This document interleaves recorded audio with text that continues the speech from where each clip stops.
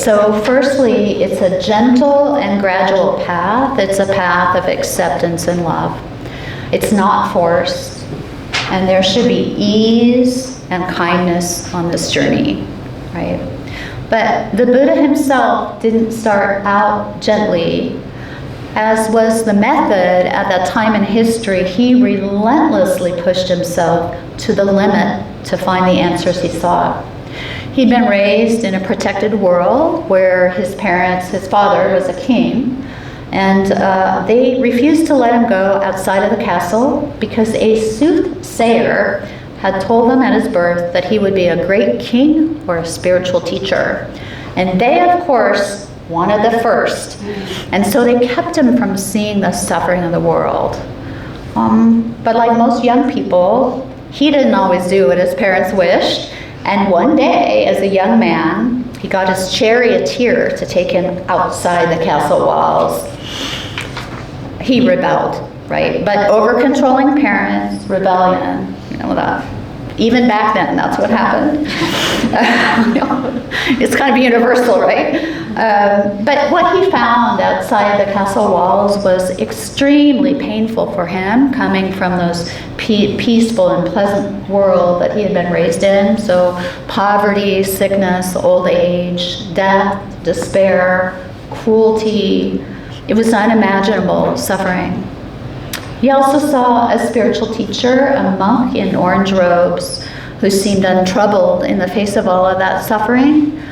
And the monk seemed to be of service, helping others. So he was drawn out of curiosity to that path. He had questions that he wanted answers to. So he left home. His parents brought it on themselves. Everything starts in childhood, right? But we can have gratitude to his parents, right? So for many years then, he wandered the region studying under various teachers of the day. In that time, spiritual quests were harsh, driven. They were not gentle and gradual and kind. He starved himself almost to the brink of death. He engaged in forced mind control and breath control, and he didn't find the freedom he sought. He even physically flagellated himself. So he was kind of a perfectionistic workaholic. Sound familiar? Right? He fell into the trap of self-improvement, right? And because of this, he almost died. This statue right here, this statue is called Emaciated Buddha, and you'll be able to look at it. This represents that time in his life. It's rather frightening to look at. It represents that driven journey that he was on, and this we call burnt out Buddha. Right? Burnt out Buddha. Working too hard to be better. Right? I have him here in the hall to remind us to practice 100% acceptance of our experience, non-striving, right? That is true mindfulness. If you want to look closely at him, I'll have him on the information table.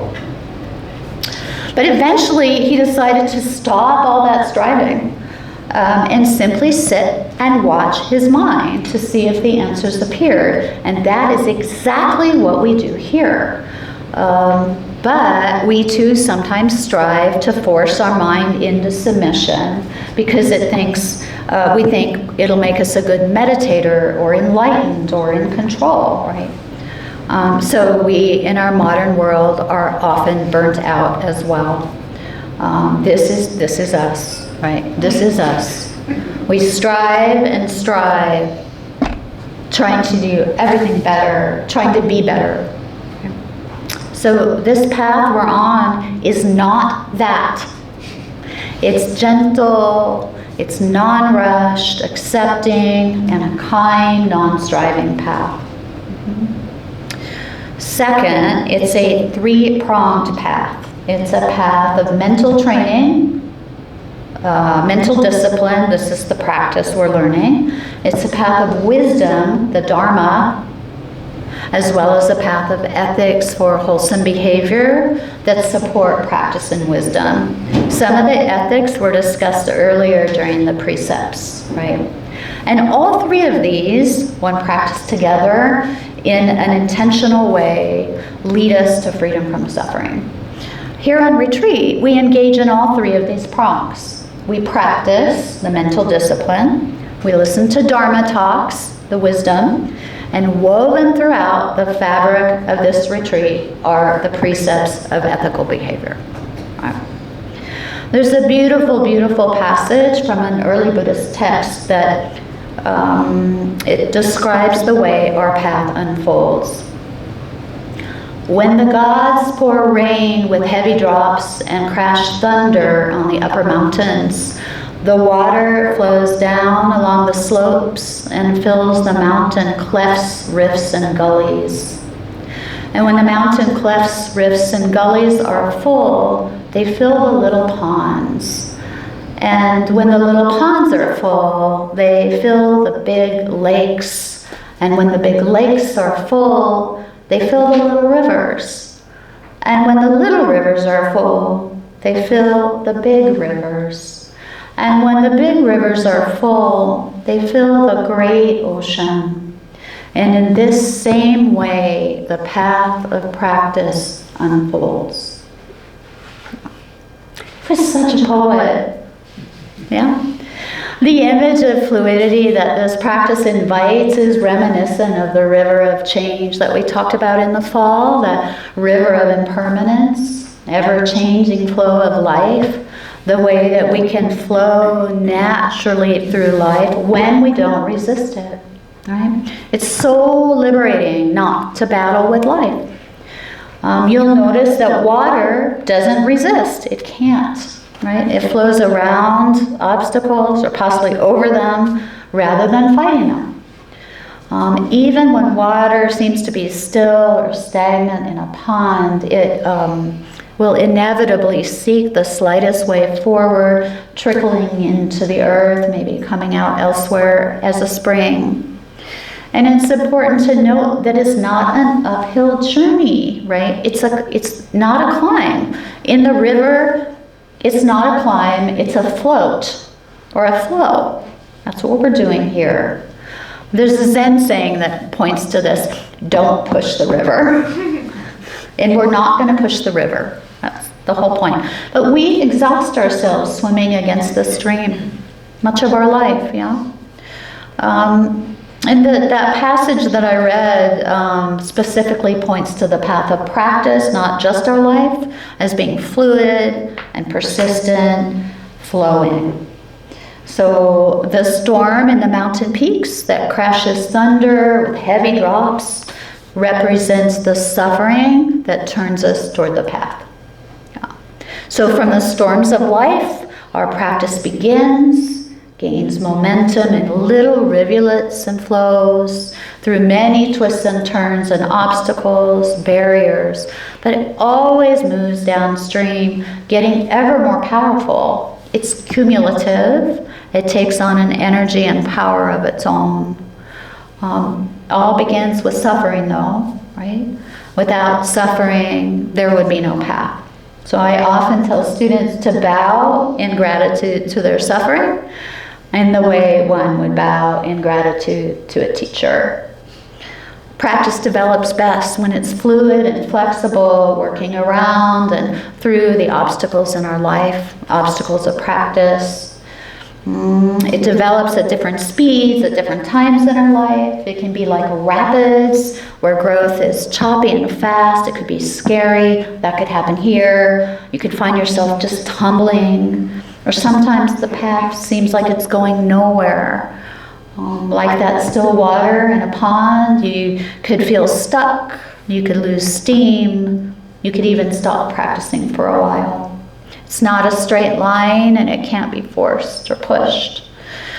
But that doesn't mean we take a willy-nilly approach, right? The word practice does imply mental training. So we do our best to maintain some kind of commitment to discipline, regular training, and study. We do it, though, without striving, without that self-flagellation. The issue is we can't predict where and how fast practice will take us. It's skillful just to trust that flow There's wisdom in allowing it to be fluid, to accommodate the changing conditions of your life. So it's about bringing flexibility and ease to our practice, while at the same time steady discipline and intention. Kind of a balance, isn't it? The passage also metaphorically illustrates the interconnected flow of conditions leading to enlightenment or liberation. And we can consider those three prongs as those conditions. Imagery suggests as the natural and cumulative process of spiritual development underscores this inevitability of the process when conditions are properly cultivated. Conditions of mental discipline, wisdom, and ethics. Yeah. So, summarizing all the snacks. we came because of suffering, but trying not to suffer defeats the purpose. Our path is one of awareness, investigation, acceptance, and non-striving. It's gentle and gradual and kind. It progresses and flows, building from wisdom, mental discipline, and ethics, always leading towards more and more ease and less suffering. So, therefore, let us bow to our suffering, because without it, we wouldn't have found this beautiful, heartfelt path. Yeah. And then a quote from Alanis Morissette before we finally drop fully into the silence and take our first very brief walk. She says, "Thank you, India. Thank you, terror. Thank you, disillusionment. Thank you, frailty. Thank you, nothingness. Thank you, consequence. Thank you, silence." Yeah. So we'll drop into the silence now, just for a few minutes before we'll have a very short walk. And thank you for your kind attention.